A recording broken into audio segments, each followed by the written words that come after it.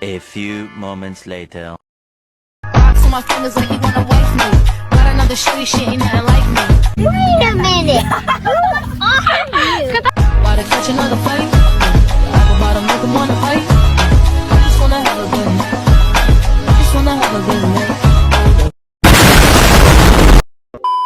Assalamualaikum warahmatullahi wabarakatuh. Selamat pagi semua. Puji syukur kehadirat Allah SWT yang mana telah memberikan kita nikmat sehat sehingga kita dapat melaksanakan aktivitas kita hingga detik ini.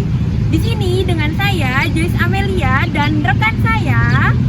Hai guys, perkenalkan nama saya Uli Nafisa Alfia dan rekan saya Putri Salma Sadia Zahro.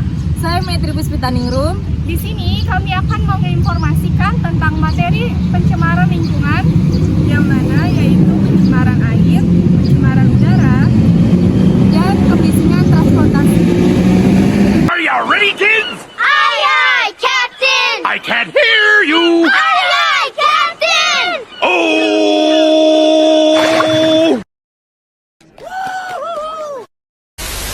Di sini saya akan menjelaskan pencemaran lingkungan.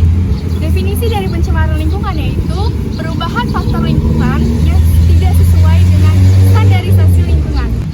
Selanjutnya, saya akan menjelaskan dua jenis dari bahan pencemaran.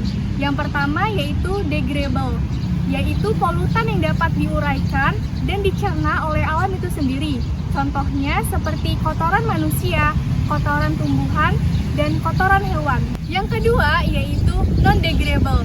Non-degradable yaitu polutan yang tidak dapat diuraikan oleh proses alam itu sendiri. Contohnya seperti merkuri, timah, dan lain-lain. Pencemaran lingkungan terdapat beberapa faktor yang beragam.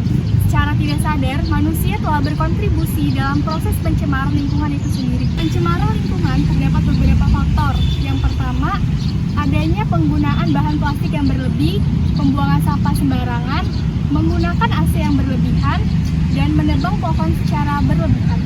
Upaya yang harus dilakukan untuk mencegah pencemaran lingkungan yaitu menerapkan prinsip 4R, yaitu reuse, reduce, recycle, dan replant. Yang kedua, melakukan reboisasi lingkungan. Dan yang ketiga, mengganti botol plastik dengan botol tumbler. Materi yang kedua yaitu pencemaran air. Dalam kehidupan sehari-hari, makhluk hidup sangat membutuhkan air bersih, termasuk manusia. Kita sangat membutuhkan air bersih dalam berbagai kegiatan, yaitu diantaranya minum, mandi, mencuci, bahkan memasak. Nah, salah satu ciri air bersih adalah tidak tercemar. Lalu, bagaimana cara kita mengetahui apakah air tersebut tercemar atau tidak tercemar? Air sangat rentan terhadap polusi, dikarenakan air adalah pelarut universal atau air adalah pelarut yang bisa melarutkan lebih daripada larutan cair lainnya. Kemudian, menurut sumbernya ada dua jenis pencemaran air, yaitu pencemaran langsung dan pencemaran tidak langsung. Air dapat tercemar oleh berbagai macam zat termasuk mikroorganisme patogen, nutrisi tanaman, terus limbah organik, kemudian panas, zat radioaktif, maupun zat-zat beracun lainnya. Lalu, apa sih dampak dari pencemaran air ini? Seperti yang kita ketahui, dampak dari pencemaran air ini yaitu yang pertama penyakit pada manusia. Yang kita ketahui air itu sangat mudah untuk menularkan atau menyebabkan kita gatal-gatal misalkan atau kolera. Lalu yang kedua yaitu rusaknya ekosistem. Yang mana ekosistem dalam air itu terdapat banyaknya makhluk hidup dalam air. Lalu yang ketiga yaitu eutrofikasi. Yang mana eutrofikasi adalah masuknya bahan kimia ke dalam badan air yang menimbulkan tumbuhnya alga pada permukaan air. Alga ini dapat menyebabkan kurangnya oksigen di dalam air. Lalu, bagaimana cara agar kita dapat mencegah pencemaran air? Langkah yang pertama yaitu dengan menghemat air. Yang mana dengan kita menghemat air bersih, maka kita akan tidak kekurangan air bersih di masa yang akan datang. Kemudian yang kedua yaitu pengolahan limbah. Limbah yang dibuang oleh pabrik atau semacamnya itu dapat diolah terlebih dahulu agar tidak menjadi pencemaran pada air.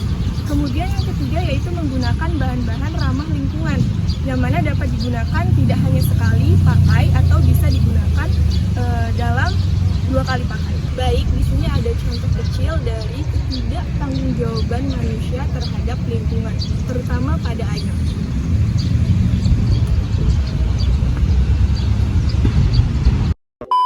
Selanjutnya, saya akan menyampaikan materi terkait tentang pencemaran udara. Tahukah kalian bahwa udara merupakan aspek penting kehidupan setelah air? Selain sebagai sumber oksigen, udara juga sebagai penghantar suara-suara dan bunyi-bunyian yang kita dengar hingga saat ini.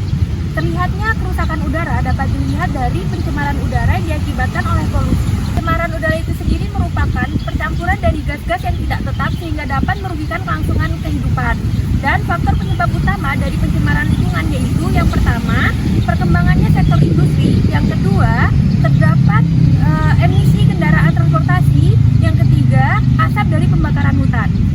Adapun dampak dari pencemaran udara, yang pertama yaitu berdampak kepada ekosistem, yang kedua berdampak pada kesehatan seperti menimbulkan penyakit pernafasan, yang ketiga berdampak kepada pertumbuhan makhluk hidup, yang keempat kepada iklim dan cuaca seperti dapat menimbulkan hujan asam dan pemanasan global. Pencemaran udara bukan merupakan hal yang mudah untuk diatasi, namun terdapat beberapa upaya yang dapat kita lakukan. Yang pertama, menghindari beberapa penggunaan bahan organik yang sulit untuk diuraikan.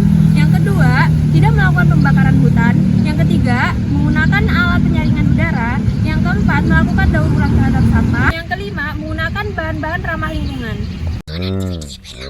Macam tak betul je budak ni. Materi yang terakhir, kebisingan transportasi. Kebisingan transportasi merujuk pada suatu suara atau bunyi yang dihasilkan dari beberapa transportasi. Contohnya seperti kendaraan bermobil, sepeda motor, dan lain sebagainya. Berikut ini ada beberapa poin terkait kebisingan transportasi. Poin yang pertama ada dampak kesehatan. Yang pertama ada gangguan tidur. Kebisingan dari transportasi ini dapat menyebabkan gangguan tidur atau insomnia yang menyebabkan tidur tidak nyenyak. Yang kedua ada stres dan kecemasan. Kebisingan transportasi ini dapat menyebabkan kecemasan atau stres dan menyebabkan ketingkatan tinggi darah. Yang ketiga ada gangguan pendengaran. Pada bunyi tinggi dalam tingkat waktu yang sangat panjang dapat menyebabkan gangguan pendengaran. Kedua, ada penyebab kebinsingan. Yang pertama itu ada penyebab kebinsingan kendaraan bermotor, seperti contohnya kendaraan mobil truk dan kendaraan sepeda motor. Ini dapat menyebabkan kebinsingan yang terjadi mungkin pada mesin tersebut mengalami kerusakan atau mesin yang sudah tua. Yang kedua, ada ban dan aspal. Pada gesekan ban pada permukaan aspal dapat menimbulkan kebinsingan, yang dimana pada contohnya seperti di jalan yang berlubang. Dan yang ketiga ada pesawat terbang.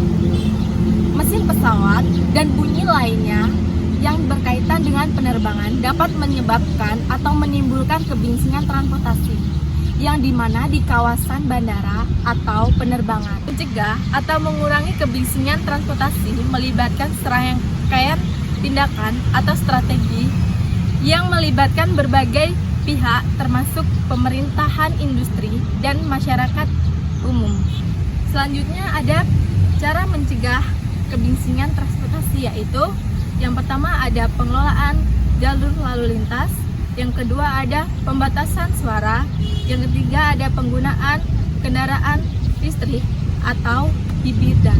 Mungkin itu saja yang dapat kami sampaikan. Semoga sedikit ilmu yang kami berikan dapat bermanfaat. Kami mohon maaf apabila ada kesalahan dan kepada Allah kami mohon ampun. Kami akhiri wabillahi taufiq wal hidayah. Wassalamualaikum warahmatullahi wabarakatuh. Bye.